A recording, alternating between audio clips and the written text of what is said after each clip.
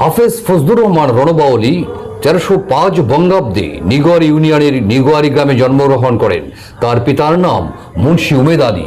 তার ঘনিষ্ঠ জন ছিলেন বাংলার দীর্ঘতম প্রধানমন্ত্রী শের-ই বাংলা, পাকিস্তানের অর্থ প্রতিমন্ত্রী গিয়াসউদ্দিন পাঠান, বিখ্যাত আলেম মৌলানা শামসুল হুদা পাঁচবাগী রহমতুল্লাহ। নিগোয়ারি ইউনিয়নের আয়তন 20 বর্গ কিলোমিটার। এখানে 160টি বিল রয়েছে। এই ইউনিয়নটি একসময় দারুণভাবে অবহেলিত ছিল। প্রিয় দর্শকবৃন্দ, আমি যেখানে দাঁড়িয়ে আছি সেই জায়গাটির নাম হচ্ছে গফরগাঁও উপজেলার নিগোয়ারি ইউনিয়নের নিগোয়ারি একটি গ্রাম। যে গ্রামে জন্মেছিলেন এই ময়মনসিংহ অঞ্চলের যারা তৎকালীন সময়ের যারা বিখ্যাত কিছু মানুষ রয়েছেন ইতিহাসে, সেই ইতিহাসের একটি আপনার অধ্যায় আপনাদেরকে জানান দেওয়ার জন্য এসেছি। তার নাম হচ্ছে হাফেজ ফজলুর রহমান রণবাউলী। এই রণবাউলী খেতাবটি যারা তাকে দিয়েছিলেন তিনি কিভাবে পেলেন, আর এই অঞ্চলে এই রণবাউলীর যে কর্মতৎপরতা তিনি কি করেছিলেন সেই বিষয়টি আপনাদেরকে জানান দেওয়ার জন্যে গফরগাঁও ইতিহাস ঐতিহ্যের একজন ধারক বাহক তার বাড়িতে আমরা উপস্থিত হয়েছি। এই বাড়িটির নাম হচ্ছে হাফেজ বাড়ি। তিনি চিরনিদ্রায় এখানে শায়িত হয়ে আছেন। আমরা চলুন ওনার ইতিহাস আপনাদেরকে আজকে জানান দিই। হাফেজ ফজলুর রহমান রণবাউলী, চলুন তার ইতিহাস জেনে আসি। তার মামার বাড়ি ছিল ঢাকার জিগাতলা গ্রামে, যা আজকের আধুনিক জিগাতলা। তৎকালীন সময়ে জিগাতলায় 10 টাকায় 1 কাঠা জমি পাওয়া যেত। তার শিক্ষা জীবনে সেখান থেকেই শুরু হয়। তার পূর্বপুরুষগণ ছিলেন ইসলাম প্রচারের জন্য সুদূর ইরান থেকে এসেছিলেন বলে জানা যায়। হাফেজ রণবাউলী পেশাগত জীবনে প্রথম দিকে শিক্ষক হিসেবে কাজ শুরু করেন।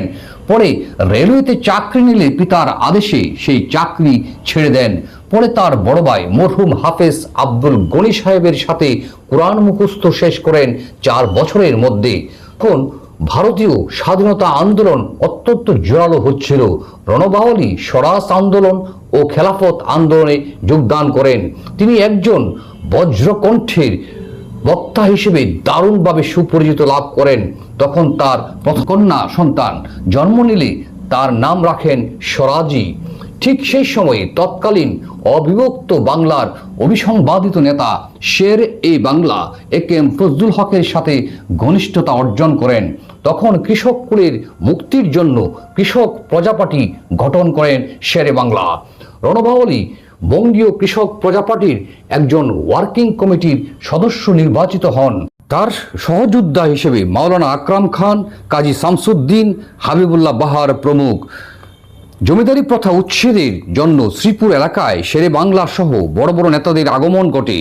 সেই মঞ্চে হাফেজ ফজলুর রহমান রণবাউলী অত্যন্ত জোরালো ও বজ্রকণ্ঠে তেজদূপ্তপূর্ণ বক্তৃতায় মুগ্ধ হয়ে তাকে রণবাউলী খেতাবে ভূষিত করেন শেরে বাংলা একেএম ফজলুল হক। 1940 সালে নিখিল ভারত মুসলিম লীগে কাউন্সিলর নিযুক্ত হন এই রণবাউলী। 1937 সালে বঙ্গীয় কৃষক প্রজাপার্টি থেকে গফরগাঁও ভালুকা নির্বাচনী এলাকা থেকে নমিনেশন প্রাপ্ত হন, কিন্তু তার প্রতিদ্বন্দ্বী মাওলানা শামসুল হুদা পাঁচবাগীর প্রতি উদারতা দেখিয়ে সমর্থন দিয়ে তিনি সরে দাঁড়ান। 1938 সালে হক মিনিস্ট্রি কর্তৃক জনকল্যাণমূলক আইন পাশ হতে দেখে জমিদার ও মহাজনদের মাথা নষ্ট হয়ে যায়। জমিদার ও মহাজনরা মিলে মুসলিম 4 নেতাকে পৃথিবী থেকে সরিয়ে দেওয়ার ষড়যন্ত্র লিপ্ত হন। 1938 সালে উত্তরবঙ্গে একটি জনসভায় যোগদানের জন্য 4 নেতা কলিকাতা থেকে ট্রেন যুগে উত্তরবঙ্গে যাচ্ছিলেন। তারা হলেন শেরে বাংলা একেএম ফজলুল হক, হাফেজ ফজলুর রহমান রণবাউলী, মাওলানা শামসুল হুদা পাঁচবাগী ও নবাব হাবিবুল্লাহ ঢাকা। বিপরীত দিক থেকে একটি আগত ট্রেন মুখোমুখি সংঘর্ষ হলে 4 নেতায় বেঁচে যান। দেশময় ছড়িয়ে পড়ে 4 নেতার মৃত্যুর খবর। পরে জানতে পারেন এটি মেরে ফেলার জন্য জমিদারি মহাজনরা মিলে সেটা মোটা অঙ্কের টাকা খরচ করে এই দুর্ঘটনা ঘটান। 20 শতকের প্রথম দিকে একটি বিখ্যাত মামলা হয়, সেটি ছিল বাওয়াল সন্ন্যাসী মামলা। এটি বাওয়াল রাজবাড়ির বাওয়ালের রাজকুমার রমেন্দ্র নারায়ণ রায় হিসাব দাবি করে তার মামলা করেছিলেন। তার মৃত্যু ঘটেছিল 1 দশক আগে, যা সবাই জানত। 1905 সালে তিনি সিফিলিসে আক্রান্ত হন। 1909 সালে চিকিৎসার জন্য দার্জিলিং গমন করেন। রাজকুমারের স্ত্রী বিভাবতী তার ভাই মিলে টাকা খরচ করে ডাক্তারকে দিয়ে বিষ প্রয়োগ করান তার দেহে। ওই দিন শ্মশানের নিকটে এক মাঠে শেরে বাংলা রণভাওয়ালির জনসভা ছিল। রানী বিভাবতী তড়িঘড়ি করে তার স্বামীর মৃতদেহ শ্মশানে দিয়ে পাঠান। চিতায় আগুন দেওয়া হয়, সাথে সাথে শুরু হয় প্রচণ্ড ঝড়ের তাণ্ডব। ভয়ে সবাই জীবন বাঁচাতে ছুটে পালান চারদিকে নিরাপদ আশ্রয়ের জন্য। চিতা থেকে বেরিয়ে আসেন রাজকুমার। সে হেলে দুলে আসছিল। এটা দেখেন 4 সন্ন্যাসী। ওইদিকে রাজনৈতিক মিটিং পণ্ড হয়ে যায়। রণভাওয়ালি খবর পান এই ঘটনার এবং রণভাওয়ালি সন্ন্যাসীর ডেরায় গিয়ে রাজকুমারকে দেখেন এবং চিনে ফেলেন। কিন্তু রাজকুমার চিনতে পারছিলেন না তাকে। তার স্মৃতিভ্রম ঘটে। দীর্ঘ সময় পরে রাজকুমার সুস্থ হয়ে ফিরে আসলে রানী বিভাবতী তাকে মেনে নিতে অস্বীকৃতি জানান। এই মামলায় 1600 সাক্ষী ছিলেন এবং অন্যতম সাক্ষী ছিলেন হাফেজ ফজলুর রহমান রণভাওয়ালি। এই সাক্ষীর কারণে সেই দিন জয়দেবপুরের রাজকুমার তার রাজত্ব ফিরে পান। এই ঘটনায় রানী হাফেজ ফজলুর রহমান রণভাওয়ালির বড় ভাই হাফেজ আব্দুল গনিকে ডেকে নিয়ে 100 একর ফসলি জমি সহ টাকা পয়সার লোভ দেখিয়ে প্রস্তাব পাঠান। রণভাওয়ালি তা ঘৃণার সাথে প্রত্যাখ্যান করে এবং রাজকুমারের পক্ষে সাক্ষী দেন। তিনি বাংলায় কৃষি ব্যাংক প্রতিষ্ঠার ছিল অগ্রনায়ক।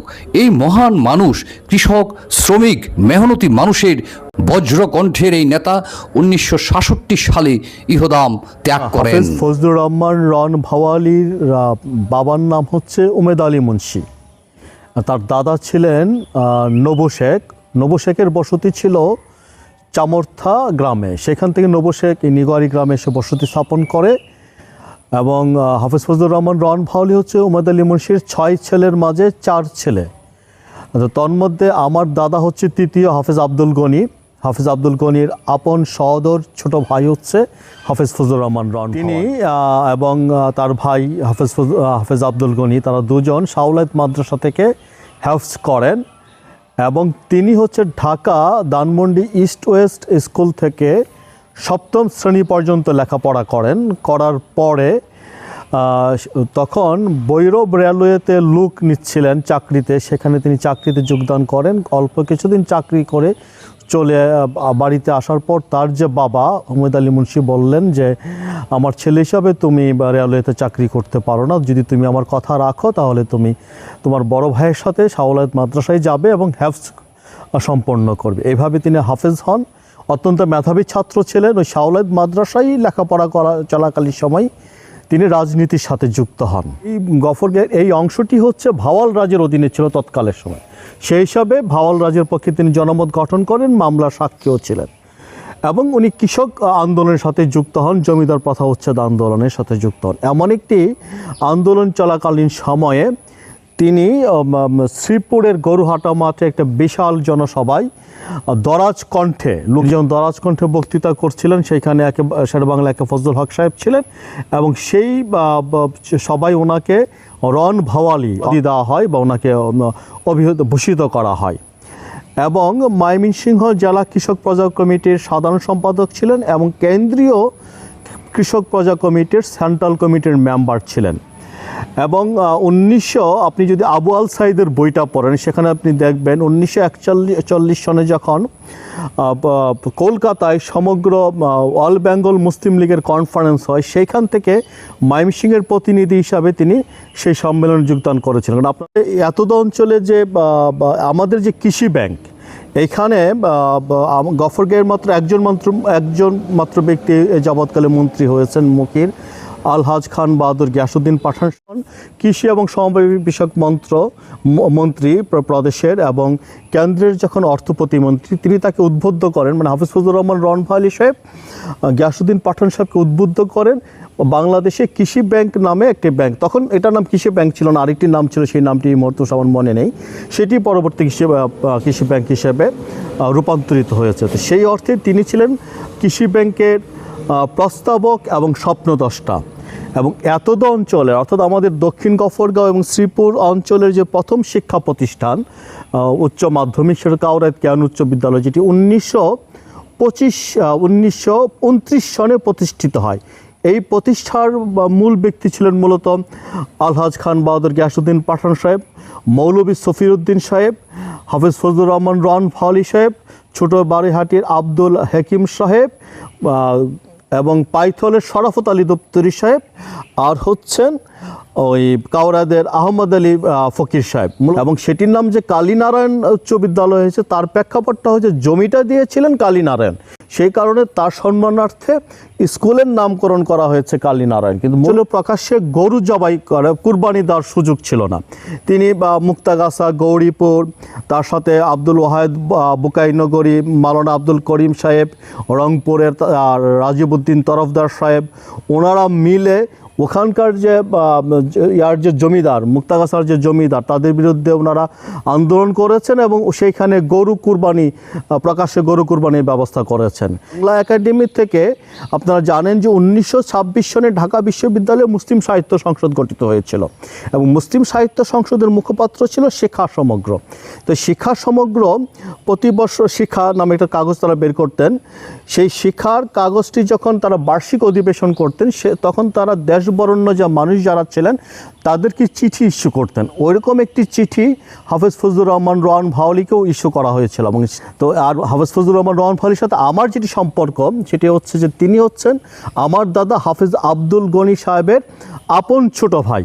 আমার আব্বা মফিজুল হক বীর মুক্তিযোদ্ধা, যিনি এই ইউনিয়নের চারবারের চেয়ারম্যান ছিলেন, একবার রিলিফ চেয়ারম্যান, 3বার নির্বাচিত চেয়ারম্যান।